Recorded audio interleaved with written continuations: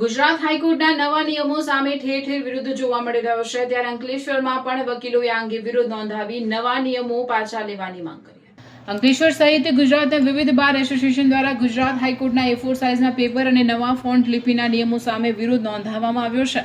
હાઈકોર્ટના પરિપત્ર મુજબ નવા કેસોના ફાઇલિંગ માટે A4 સાઇઝના પેપર અને નિર્ધારિત ફોન્ટનો ઉપયોગ ફરજિયાત કરવામાં આવ્યો છે.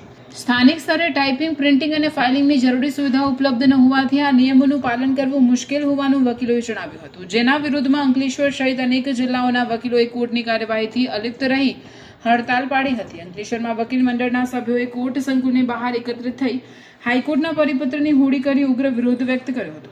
વકીલોએ માંગ કરી હતી કે જ્યાં સુધી આ પરિપત્ર પરત ખેંચવામાં નહીં આવે ત્યાં સુધી તેમનો વિરોધ યથાવત રહેશે.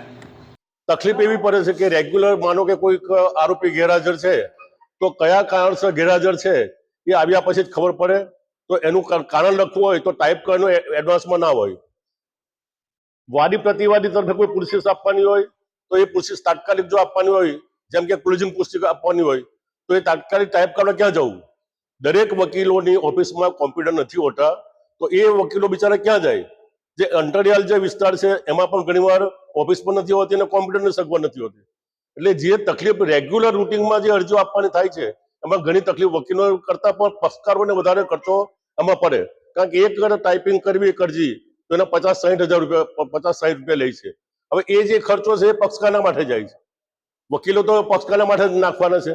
એટલે ઓનરી કોન્ટ્રારી તકલીફ વધારે પક્ષકારને પડવાની છે. સાથે સાથે વકીલને પણ એમની વકીલાતમાં તકલીફ પડે છે.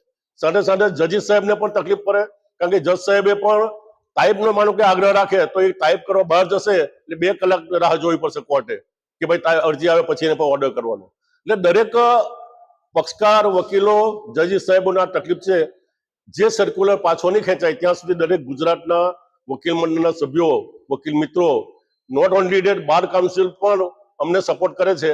અને એક અંકલેશ્વર વકીલ મંડળ આજથી 7/8/2026 થી અચોક્કસ મુદતની હડતાલ પર ઉતરે છે અને કોઈ પણ પક્ષકારને કોર્ટમાં પ્રવેશ આપવામાં આવશે નહીં જ્યાં સુધી સર્ક્યુલર પાછો ખેંચશે નહીં. Thank you.